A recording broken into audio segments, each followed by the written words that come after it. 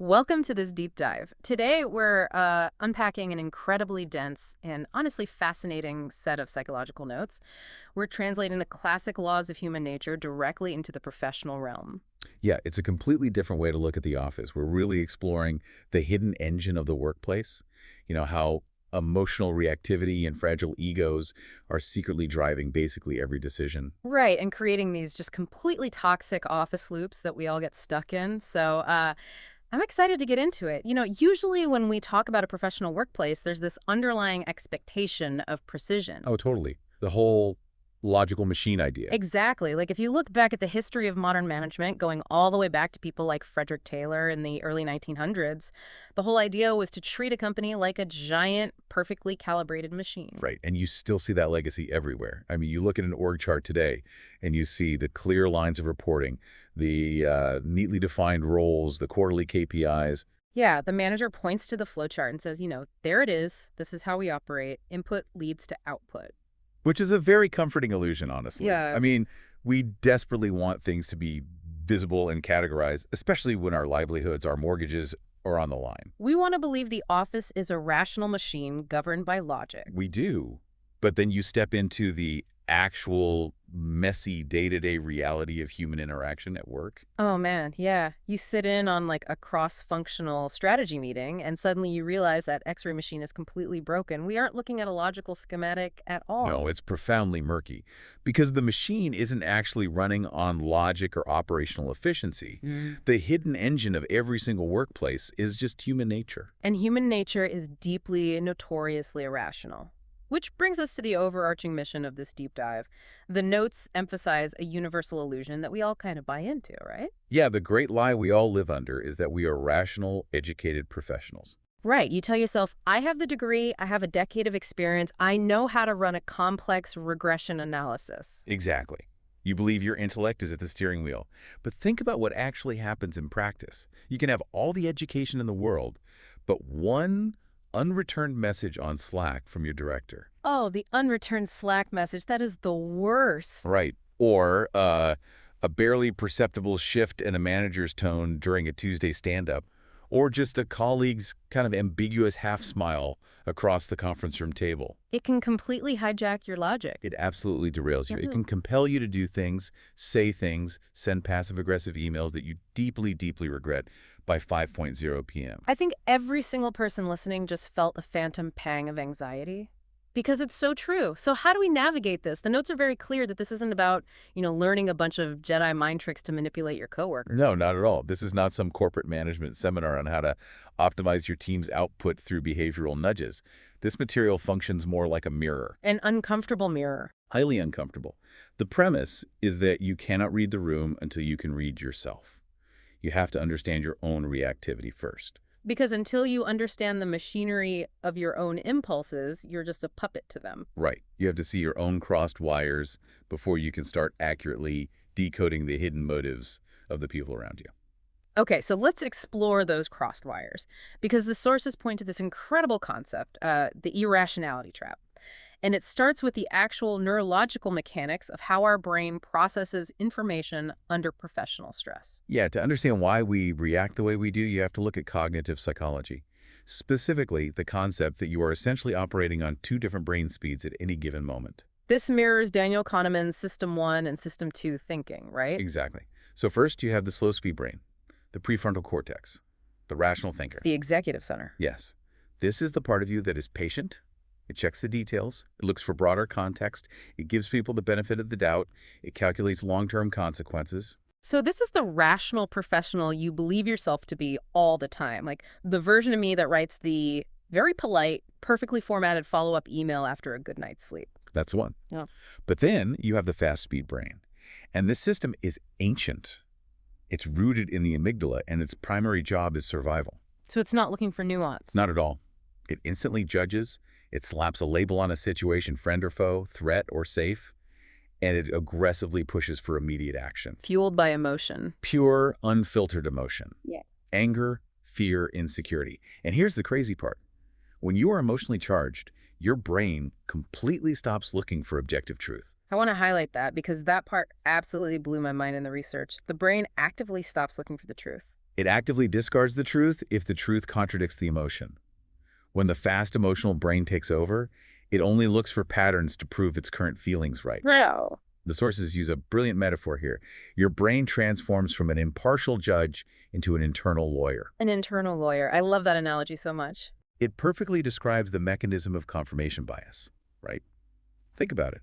A judge sits back, expends a lot of mental energy weighing all the evidence from both sides, and eventually arrives at a fair, objective conclusion. But that takes a lot of energy. Exactly. A judge requires metabolic energy. The brain is lazy. It wants to conserve energy. So under stress, it hires a lawyer. Because a lawyer already has a side. Right. A lawyer's only job is to selectively pick through the evidence, ignore whatever hurts their case, and present only the facts that defend their client. And in this scenario, the client is your emotional state. Okay, let me make sure I'm tracking this. If I'm coming into work feeling an underlying sense of insecurity, maybe I'm worried about layoffs, or I just feel like I'm not performing well, my internal lawyer is going to actively hunt for evidence to prove that my insecurity is justified. Absolutely. The lawyer wants to win the case for I am in danger. So, if you're feeling insecure, a perfectly normal silence from your boss suddenly feels like an active, targeted threat. Oh, I see. Your internal lawyer says, look, they didn't reply to your message for 2 hours. They are deliberately ignoring you. They think your work is subpar. They're probably talking to HR right now. And the lawyer completely ignores the objective fact that your boss's calendar is just blocked out for back-to-back board meetings. Exactly. It only selects the evidence that validates the insecurity. Let's ground this in a really specific, high-stakes office example to see how this plays out in real time. Imagine you're the lead on a massive software update. You've been working late nights for 6 weeks. Sounds exhausting. Right, so it's the big post-mortem meeting after the launch. The executive team is there, the stakeholders are on the call, your direct manager is presenting the slide deck on the successful deployment. Setting the stage for disaster. Pretty much. They are praising the clean code, talking about the great user adoption metrics, but as they click through the slides, they don't mention your name once. Just a smooth, fast transition right through the key contributor slide, and your name is completely omitted. Now, if we pause time right there, the slow brain, the judge could look at this objectively. The judge would say, okay, the manager's clearly nervous presenting to the executives. They are rushing through the deck to stay under the 15-minute time limit. They probably assume everyone in this room already knows I was the lead architect on this. It's an oversight, not an assassination. Right. But when you're sitting in that chair, that is not what happens. No, because your ego mixes with the sudden, sharp hurt of not being recognized. And that cocktail of ego and emotional pain instantly triggers the amygdala. The fast brain takes over. The fast brain takes over. Your internal lawyer wakes up, slams their briefcase on the conference room table, and chooses the absolute darkest narrative available. Yeah. They stole my credit. They did this on purpose to make themselves look like a genius to the higher-ups while keeping me in the shadows. Okay, let's unpack this.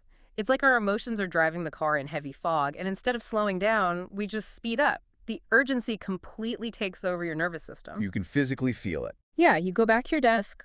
You can literally feel your heart rate elevated, your palms are a little sweaty, and you feel this overwhelming compulsion that you need to take action right now to correct this injustice. So you open your email. You put clarification on Q3 project metrics in the subject line. You use perfectly polite, sanitized corporate words, just circling back to ensure alignment. Or, per my original architectural framework. But woven into that polite corporate speak is a hidden knife. Exactly, a hidden knife. The tome is dripping with passive aggression. It's a strategic maneuver designed to subtly let the manager know that you know what they did, and to signal to anyone else copied on the email that you are the true mastermind of the launch. So you hit send, and for about 3 seconds, you get this rush of vindication, a little dopamine hit. But let's look at the actual fallout. What is the result of that email? The result is the birth of a toxic loop. And it's created entirely by your own impulse for instant certainty. The manager receives that email. Now, maybe it truly was an accident. Right. If so, they are confused and hurt by your hostile tone. Or maybe they did intentionally slight you, in which case your email just signals that you are easily rattled and defensive. Either way, they get defensive in return. Exactly. Now you have a highly awkward working relationship. The tension in the air becomes thick. You start withholding information from each other. And the brutal irony here is that you manufactured the very friction you are now complaining about to your friends over drinks. We completely trap ourselves. And what's wild is how we justify these terrible relationship-damaging reactions. We use that classic bulletproof phrase. We say, well, I was just being honest. Or I was just advocating for myself. Yes, which is so dangerous. The most dangerous lie we tell ourselves. Because you weren't being honest, you were being reactive. You were allowing a temporary, highly volatile emotional storm to dictate a permanent professional interaction. Wow. The sources emphasize something profound here. The root of your suffering in this scenario isn't actually the manager's oversight. The root of the suffering is your own impulse. The need to just relieve the pressure. Right. It's the desperate, clawing need your ego had for immediate validation and to relieve the discomfort of uncertainty. It's like having a mosquito bite. The bite itself is a minor annoyance, but our compulsion to scratch it until it bleeds is what actually leaves a scar. That's a great way to put it. So how do we stop scratching? Because recognizing the internal lawyer intellectually is one thing, but in the heat of the moment, when the amygdala is firing, that lawyer is shouting. What is the actionable technique to shut the lawyer up? The sources provide a highly practical, biologically grounded stabilization technique. It's referred to as a 10-minute oxygen rule. Okay, walk me through the mechanics of that. It starts with somatic awareness, just recognizing the physical sensation of urgency in your body. When you feel that tightness in your chest, when your breathing gets shallow, when your mind is racing. When the urge to react feels like a physical pressure cooker. Exactly. When your brain is screaming, I have to send this Slack right this second, I have to defend my honor, you do absolutely nothing. You force a hard physical pause for exactly 10 minutes. Just step away. Step away from the keyboard. Walk around the block. Get a glass of water. Just 10 minutes. That almost sounds too simple to work against such a strong psychological mechanism. It sounds simple, but it is incredibly difficult to execute because it fights our evolutionary programming. But the reason it's 10 minutes is purely biological. Okay, how so? Adrenaline and cortisol, the stress hormones flooding your system and fueling the fast brain, they have a physiological half-life.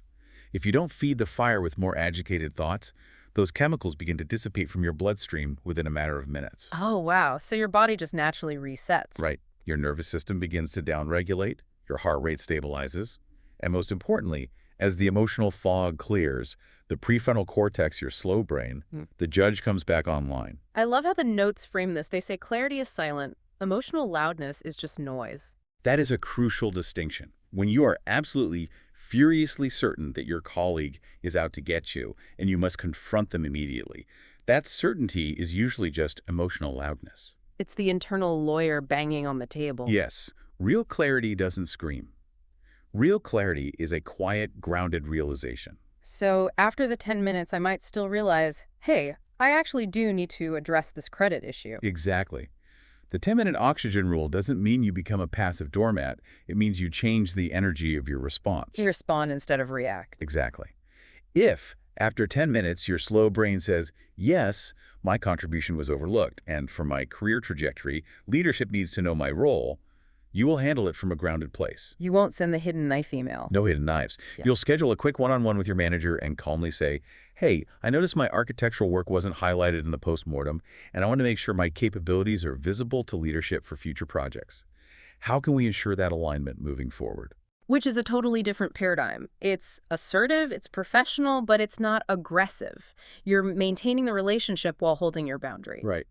But, if we pull the lens back, if our fast brain is constantly getting triggered into these defensive postures, it's usually because something deeper was poked. Right. It's because our ego felt threatened. It all comes back to the ego. And if we multiply that by 50 or 500 employees, that naturally explains how these individual ego threats snowball into massive toxic communication loops at a structural level. It's an organizational domino effect. When you have a workplace filled with professionals who are entirely driven by unexamined insecurities, you don't have a functional team. You have a psychological minefield. Just walking on eggshells all day. Exactly. Every interaction requires you to navigate around someone's hidden tripwires. And the sources break this down beautifully. They explain that professional insecurity isn't always obvious. It doesn't look like someone crying in a cubicle. No, it rarely looks like that. It usually wears one of two very specific masks: narcissism or defensiveness. And both of these masks are rooted in the silent, aching human hunger of I matter. We all have a deep evolutionary need to feel valued by the tribe. Right. But when that need is a black hole internally, it creates an endless, insatiable demand for external validation. We need the praise. We need to be the smartest in the room. We need the instant replies. Let's dissect the mask of defensiveness first, because it is incredibly common and highly destructive to team culture and innovation. Defensiveness is what happens when the ego equates critique with a fundamental identity threat. Imagine you're the one giving the feedback this time. Let's say you're a director and you sit down with a project manager on your team. You've just reviewed their sprint plan and you calmly suggest the timeline here looks a bit too aggressive and the resource allocation on the back end is a bit cluttered. Let's simplify the deliverables for Q2 so the engineering team doesn't burn out. You are trying to be constructive. You're trying to help them succeed. It's an entirely standard, necessary piece of professional guidance. Sure, but watch what happens to the insecure employee. Their fragile ego doesn't hear the timeline is aggressive. Through the filter of their insecurity, that feedback is translated into a massive existential threat. They hear, I am incompetent. I am bad at my job. My director thinks I'm an idiot. The internal lawyer instantly takes over the controls. Instantly. Mm-hmm. And instead of absorbing the feedback, sitting with it, or asking clarifying questions like, where specifically do you see the bottleneck? Mm-hmm. They launch into a complex defensive loop. Oh, I've seen this. They start blaming the marketing team for giving them late assets. They blame the tight budget. They blame the client for changing the scope. They will throw anyone and anything under the bus to deflect a critique. I've sat in those meetings, and it is exhausting. Your instinct is to argue back, right? Yeah. To prove to them that they are the bottleneck. But let me ask you this, from a psychological perspective, why is their instinct to defend so aggressive? What are they actually protecting themselves from? Because objectively, no one is firing them over a cluttered sprint plan. They are protecting themselves from the neurological pain of shame. We have to remember that human brains evolved in small tribes where being deemed incompetent could mean being cast out of the tribe. Which meant literal death back then. Exactly. When the insecure ego feels criticized, the brain's pain centers, specifically the dorsal anterior cingulate cortex, light up in the exact same way they would if you were experiencing physical pain. Wow. So they are literally treating your feedback like a physical attack. Defensiveness is rarely about being factually right regarding the sprint plan. It is the desperate reflexive maneuver to protect a fragile self-image from feeling the agonizing exposure of shame. That is deeply tragic when you map it out like that. But the tragedy here is that the cost of this maneuver is astronomical for their own career. They win the battle of the moment, but they entirely lose the war. Exactly. In that moment, by deflecting the blame and muddying the waters, the employee maintains a fleeting feeling of control. They survived the perceived attack without having to admit a flaw. But look at the long-term cost. As the director, what lesson do you learn from that interaction? I learned that it is incredibly unsafe to give this person honest feedback. It's just too exhausting. I have to spend 45 minutes managing their emotions just to fix a spreadsheet. Precisely. So you stop giving them feedback. You create a barrier of silence around that employee. And in the corporate world, silence is the kiss of death. You're just cut off. The employee is no longer getting the course correction they need to grow. They lose long-term influence, they lose the trust of leadership, and eventually, when promotion time comes around, they are passed over because they are quietly labeled as uncoachable. The very defense mechanism they built to protect their ego is exactly what destroys their trajectory. It's a self-fulfilling prophecy. Okay, so that's defensiveness. What about the other mask? The mask of narcissism. The sources have a great concept for this, the narcissistic hijack. We have all worked with this archetype. This is the colleague who, the moment the team is praised for a collective success, feels a compulsive need to hijack the narrative and remind everyone of their specific, irreplaceable contribution. Oh, yeah. Like when the VP of sales sends a mass email saying, "Incredible job on closing the enterprise account, team." And within 2 minutes, this person replies all, could say, thanks. When I developed the bespoke pricing model in week 2, I knew it would be the key to getting them over the line. I hear that, but let's explore the gray area here for a second. If I spent 60 hours building that pricing model and it was the reason the client signed, shouldn't I get the credit? How do you separate standard, healthy professional ambition from this toxic narcissistic hijack? because we are told constantly to advocate for ourselves. It's a vital distinction. Yeah. And the difference lies in the underlying motivation and how they view the ecosystem of the team. Healthy ambition is positive sum. It's about building and growing. A healthy, ambitious professional absolutely wants credit for their hard work, but they also derive genuine satisfaction from the team's collective victory. They can celebrate a group win without feeling personally diminished if their specific name isn't bolded in every single memo. Their self-worth is internally anchored by their competence. So the pie is big enough for everyone. What's the narcissistic version of that? Narcissism, in this psychological context, is a zero-sum game. The expert notes describe the narcissistic ego as a fragile scoreboard. A fragile scoreboard. They're constantly, obsessively tracking who is getting attention, who is getting praise, who is talking to the CEO at the holiday party. For the narcissist, someone else's success, even their own teammate's success, feels like a direct personal loss. Man, that sounds exhausting to live like that. It is. If the spotlight shines on a colleague, the narcissist feels cast into the darkness. They feel invisible. Into a fragile ego, invisibility is a kind of death. So they have to violently drag the spotlight back to themselves, regardless of how awkward or transparent it looks to the rest of the room. Right. And where it becomes a toxic loop is when they don't get that immediate validation. Yeah. If the room doesn't applaud their reply-all email, their behavior curdles. They get nasty. They resort to passive-aggressive retaliation. They might subtly undermine the colleague who just got praised by withholding crucial data on the next project. They might start giving cold, one-word responses in strategy meetings. Just poisoning the well. They actively poison the collaborative culture because their entire professional existence relies on being the smartest, most essential person in the room. Which brings us to a really fascinating realization about workplace reality.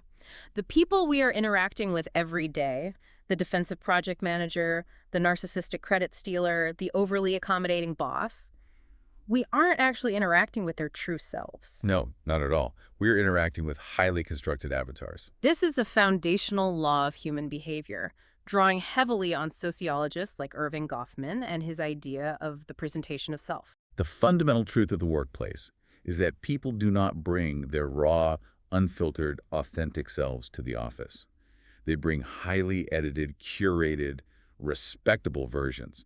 We're all engaged in constant, exhausting role-play. And we should clarify that this isn't inherently a bad thing, right? The notes specify that masks are evolutionary survival tools. We use them for social harmony, for career advancement, or just basic self-protection. Honestly, if everyone brought their raw, unfiltered internal monologue to the Monday morning status meeting, modern society would collapse by Tuesday. It would be absolute anarchy. The mask is a necessary social lubricant. Yeah. The danger does not lie in the fact that people wear masks. The danger lies in you being naive enough to believe that the mask is their true identity. Right. If you take people's workplace words at face value, you become a passive consumer of their performance, rather than a sharp strategic observer of their reality. Okay, let's look at the classic modern example of this from the sources, the Zoom facade. This perfectly captures the dissonance between the mask and reality. The Zoom facade is a brilliant illustration of pluralistic ignorance and role-playing. Imagine you are leading a virtual all-hands meeting.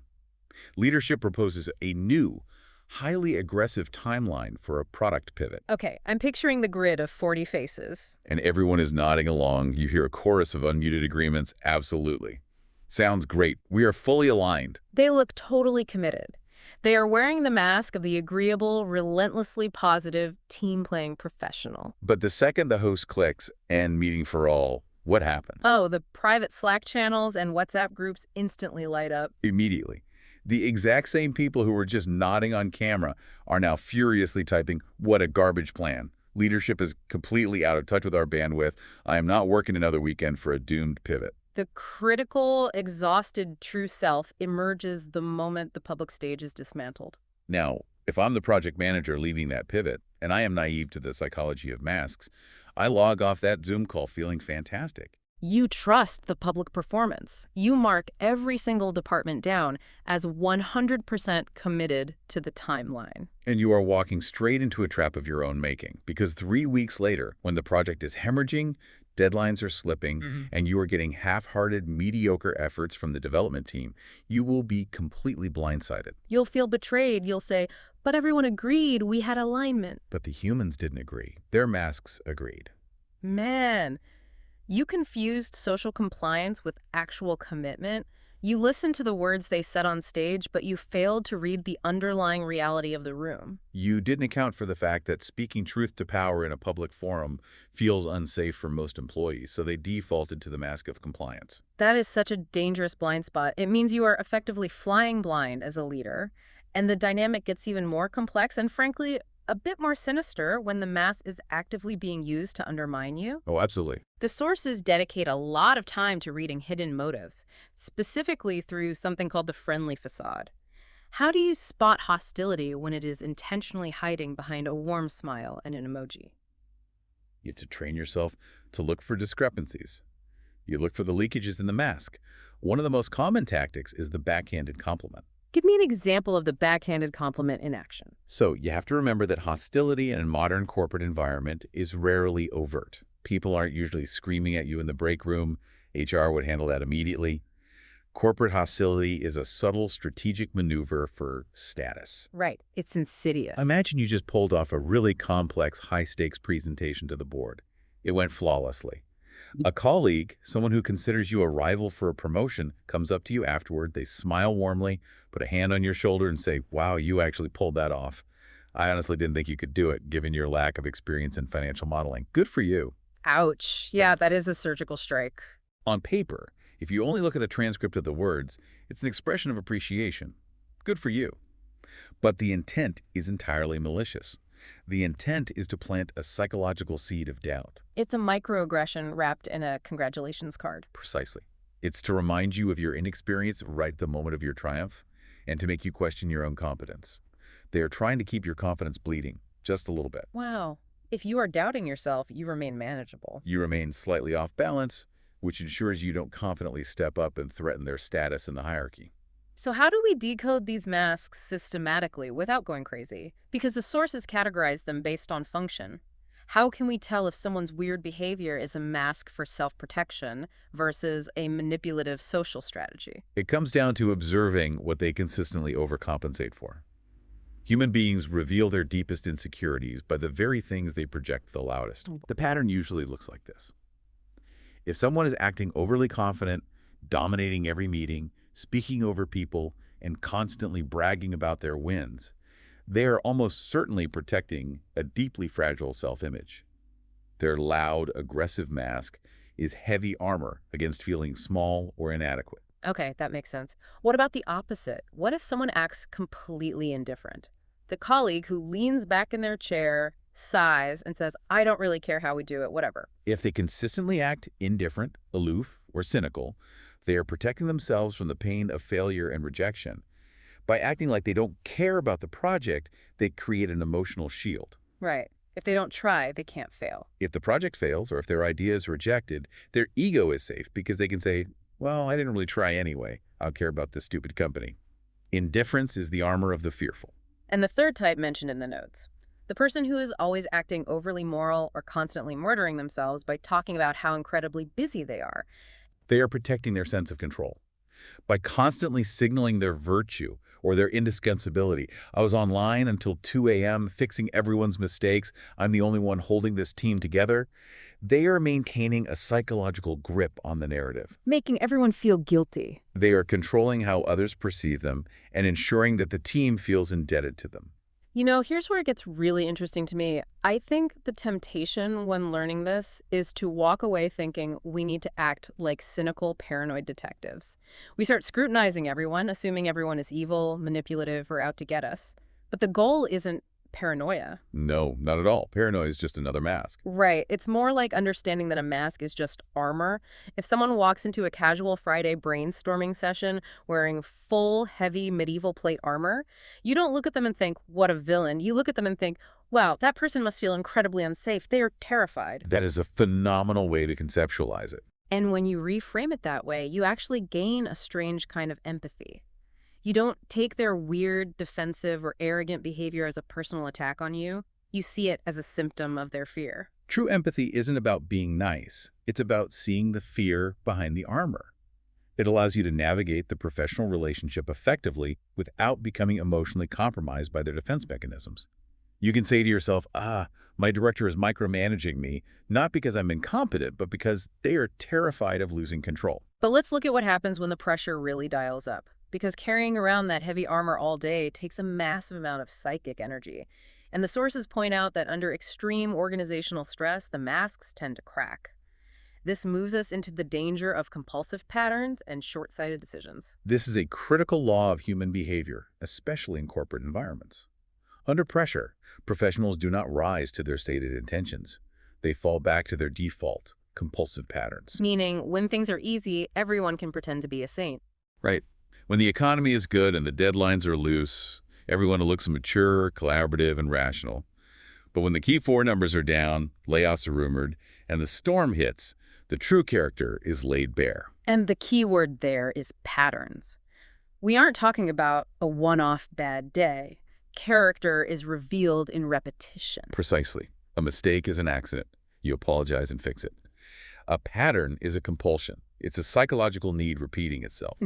The sources use a fantastic archetype to illustrate this: the firefighter colleague. Oh, man. I think everyone who has ever worked in an office knows this person intimately. We all do. This is the coworker who always seems to magically save the day at the absolute last minute. A major client deliverable is about to miss the deadline, the system is crashing, everything is on fire, and this person swoops in like a superhero. They work a 14-hour weekend shift, they bypass all the standard protocols, and they pull it off. And in the short term, they look like an absolute legend. Management praises them in the all-hands meeting. They are viewed as the most dedicated, hardcore hero of the department. Initially, yes, they are rewarded. But if you observe this person over a timeline of 2 years, you start to notice a disturbing, compulsive pattern. The fires keep happening. Every single project they touch, mysteriously, ends up in a massive crisis. They are never early. They never just deliver a project on time and relaxed. Consciously or subconsciously, they manufacture the fire so they can be the one to put it out. Why on earth would anyone want that level of chronic stress? It ruins your weekends, it burns out the team. Why create the fire? Because they are neurologically addicted to the high of being needed. They have a compulsive need for the dopamine hit of attention and validation that comes from being the savior. So they don't want a smooth project. Normal, boring, methodical planning doesn't feed their ego. Writing a standard operating procedure so the junior staff can do the work smoothly without them. That makes them feel disposable. They want to be indispensable, even if it means keeping the entire department in a constant churning state of chaos. It's a massive blind spot, and it speaks to a much broader cultural issue in the modern workplace, which the notes call short-sightedness. We are entirely addicted to the instant win. We truly are. Short-sightedness is the cognitive tendency to choose the nearest comfort or the immediate, visible victory over long-term stability and deep work. It is the defining disease of the quick-win culture. I see this constantly in tech and digital marketing. People are heavily incentivized to cut corners. They skip writing the documentation, they bypass the QA testing, they push a buggy feature live just so they can put a slide up in the quarterly review that says, look, we shipped the feature, we drove a 5% bump in engagement. And what happens 6 months later? The technical debt comes due, massive bugs emerge, the system crashes during peak traffic, the users are furious and churning, and now the engineering team is spending 80% of their time doing exhausting damage control instead of innovating. You completely ruined your long-term reputation and product stability for a short-term round of applause from a VP who probably won't even be at the company next year. You sacrificed the future because you couldn't feel it. Short-sightedness happens because the future is just an abstract intellectual concept to the brain. But the present pressure, the desperate desire to look competent and successful in this afternoon's meeting, is a highly visceral biological emotion. And the fast brain wins. The fast brain will always prioritize the immediate emotion over the abstract future. Which makes me want to ask you, why do so many smart, capable, highly educated professionals fall into this trap? Why are we all just running on this treadmill, chasing the next title, trying to engineer the next viral LinkedIn post, instead of putting our heads down and building real, undeniable, quiet mastery in our fields? To answer that deeply, we have to look at what the sources call the law of covetousness. This law explains that our professional desires are rarely our own. They are mimetic. They are borrowed. Okay, borrowed desires. Explain that. This taps into René Girard's mimetic theory. We don't know what to desire, so we imitate the desires of the people around us. You don't inherently, on a soul level, want to be a top voice on LinkedIn. You don't inherently want a specific vice president title. I just think I want it because everyone else does. You want those things because the algorithm, your peer group, and the corporate culture have signaled that they are high-status symbols.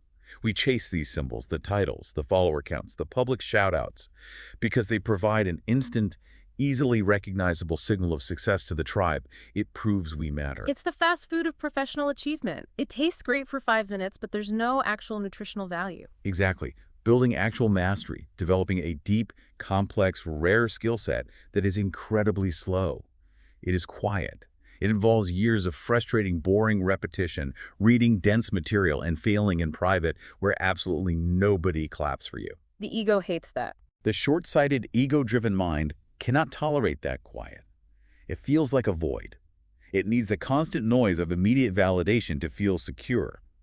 So we covet what others have, the viral post, the promotion, not because we actually want the responsibility of the role, but because we want the feeling of importance that we project onto them. And the tragedy is when you finally get the title or you finally get the viral post with 10,000 likes, the feeling evaporates in about 48 hours, and you are left completely hollow looking for the next hit. It's a hedonic treadmill that leads straight to profound mid-career burnout. You wake up at 40 and realize you spent 15 years chasing symbols instead of substance. So how do we break the cycle? If human nature is constantly pulling us toward reactivity, ego protection, defensive masks, and short-sighted status games, what is the antidote? How do we actually lead ourselves and lead our teams out of this psychological mess? The core solution lies in developing emotional maturity, which transforms you into what the notes call a grounded leader.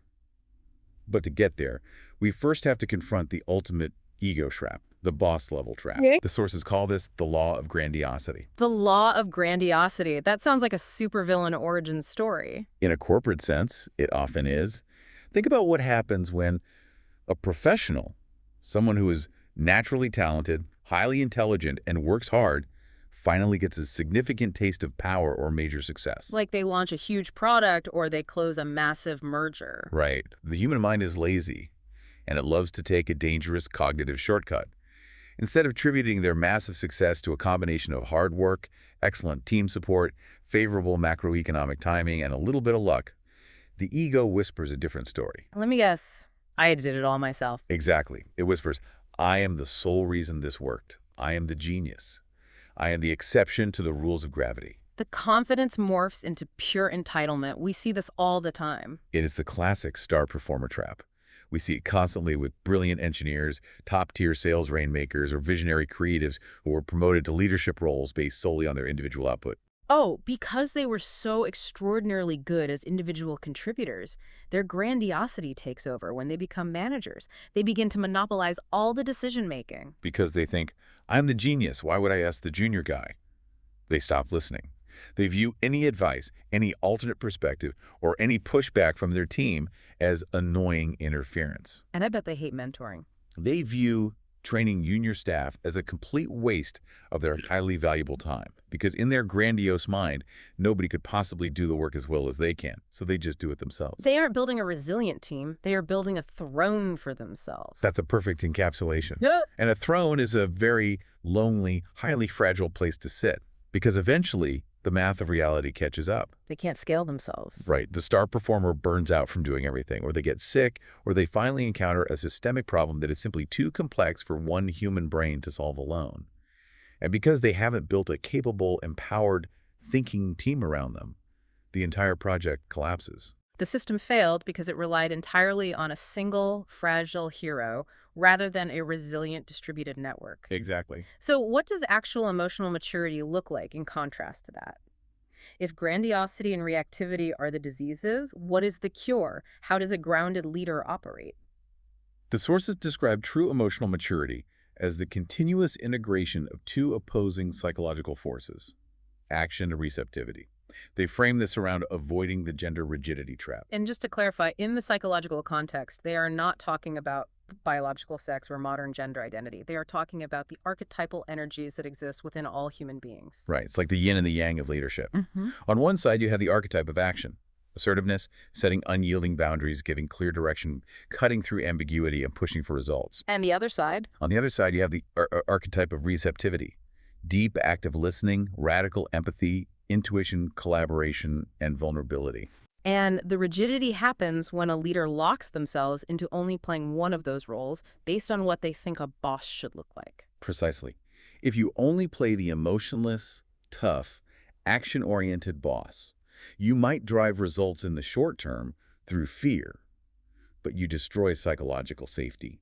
Because nobody wants to tell you bad news. Your team will never tell you when something is going wrong until it's a catastrophic failure, because they are terrified of your reaction. And what if you over-index on the other side? On the flip side, if you over-index on receptivity and only play the overly nice, accommodating pushover because you desperately want everyone to like you, you surrender your authority.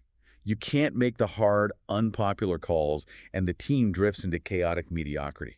So a grounded leader has to integrate both. They can be incredibly firm and unyielding on the standard of work, while simultaneously being incredibly empathetic and supportive to the human being who is struggling to meet that standard. It's not a contradiction, it's a synthesis. And that synthesis is tested the most during times of crisis. This makes me think of the town hall meeting example from the notes, which perfectly illustrates how a grounded leader navigates complex, highly charged interpersonal conflicts at scale. Which touches on another fundamental concept, the law of fickleness. Let's set the stage for this because this is the ultimate test of leadership. Imagine a mid-sized tech company is going through a massive, painful restructuring. The market has shifted, budgets are slashed by 30%, and layoffs are actively looming. The worst-case scenario. The company calls an all-hands town hall meeting. The mood in the auditorium or on the Zoom call is incredibly tense. People are fearful, they are whispering, and they are angry. The crowd is highly volatile. They are governed by the law of fickleness. A group's mood can swing from adoration to mutiny in seconds when their psychological safety is threatened. Now, if a grandiose, insecure leader walks onto that stage, how do they react to that negative energy? Their ego feels immediately threatened by the crowd's anger. They take it personally, so they get defensive. They activate their fast brain. They start blaming macroeconomic factors. They blame the Federal Reserve. They blame the previous leadership team. Or worse, to relieve the tension in the room, they start making grandiose overpromises. Listen, I know it's tough, but don't worry. This pivot is going to work, and we'll all be getting huge bonuses next year. Which every single person in the room knows is a complete fabrication. And the room's trust in leadership instantly evaporates.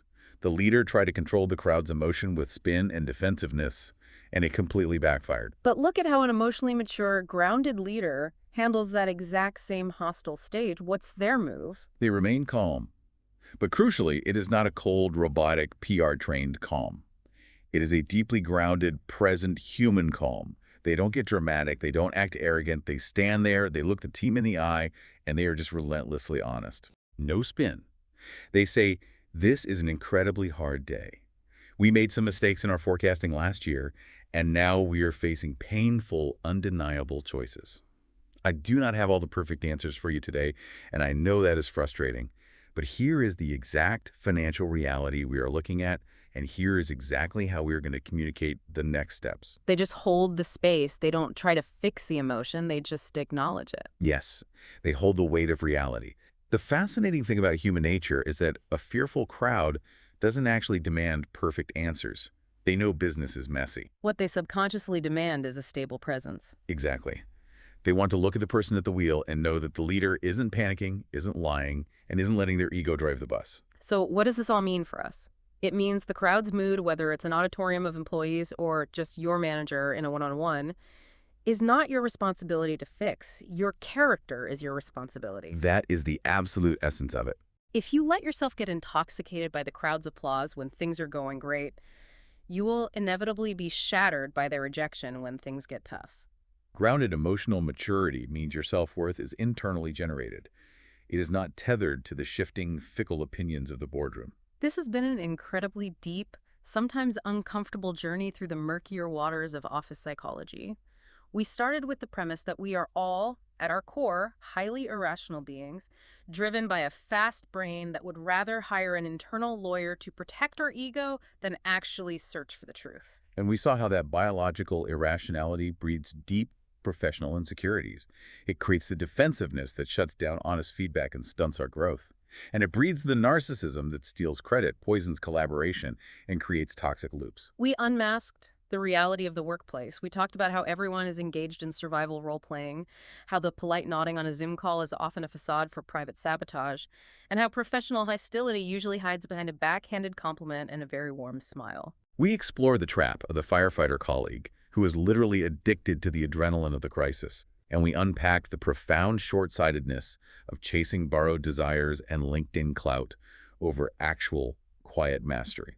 Finally arriving at the only viable antidote, grounded emotional maturity, the difficult daily practice of integrating both strength and empathy, of using the 10-minute oxygen rule to quiet the fast brain, and the ability to stand firm in the face of a volatile crowd without succumbing to the delusions of grandiosity. It's a lot to process, for sure. It is, and I can imagine a listener getting to the end of this deep dive, looking at all these psychological traps and thinking, wow, the workplace is basically a psychological war zone filled with fragile egos and hidden motives. Am I just supposed to become a cold, cynical, Machiavellian operator who trusts absolutely no one? It is vitally important that we address that because the goal of understanding the laws of human nature is the exact opposite of cynicism. Cynicism is incredibly lazy. Cynicism is just another mask. It's a defense mechanism for people who are too fearful to engage with reality. Right. It's the ultimate armor. I'll just assume everyone is awful and selfish so I can never be disappointed or hurt. Exactly. But true psychological awareness doesn't make you a cold operator. It makes you clean. It makes your perception clear. And it makes your internal state stable. You can just observe it without getting sucked in. When you can look at your boss and see the deep-seated insecurity driving their micromanagement, or you can see the profound fear driving your colleague's passive-aggressive email, you stop absorbing their venom. You stop making it about you. You no longer hand over the keys to your self-worth to a random manager's tone of voice. You can observe the irrational madness of the office without becoming infected by it. You become a safe, grounded harbor in a storm of reactivity. You finally fix the X-ray machine. You can see the actual bones of the human interactions around you, even in the muddy waters. You know, we spend so much of our waking lives trying to curate the perfect professional image.